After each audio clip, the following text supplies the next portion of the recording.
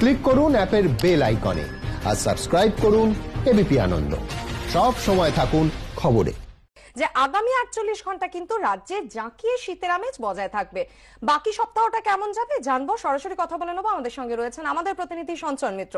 সঞ্চন, বাকি সপ্তাহটা কেমন যাবে, কি জানাচ্ছে আবহাওয়া দপ্তর?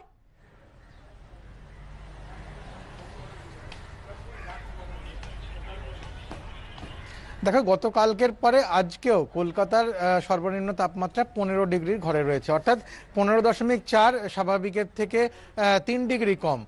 জেলাগুলোর ক্ষেত্রে আমরা দেখতে পাচ্ছি তাপমাত্রা এখনো অনেকটা নিচে রয়েছে, 12, 13, 14 ডিগ্রির মধ্যে ঘোরাফেরা করছে এবং অনেক জায়গাতে 10 ডিগ্রির কাছাকাছিও রয়েছে। সব মিলিয়ে জেলাগুলোতে যে শীতের পরিস্থিতি সেটা কিন্তু গত কয়েকদিন ধরে যেরকমভাবে রয়েছে, আগামী কয়েকদিনও তার খুব একটা বদল হবে না। যদিও কলকাতার ক্ষেত্রে তাপমাত্রা সপ্তাহান্তে কিছুটা বাড়বে, মূলত জলীয় বাষ্প ঢোকার কারণে এরকম পরিস্থিতি তৈরি হতে পারে, তেমনটাই জানা যাচ্ছে। তবে সেটাও একেবারে লাগাম ছাড়া স্বাভাবিকের অনেকটা উপরে উঠে যাবে সেরকম নয়।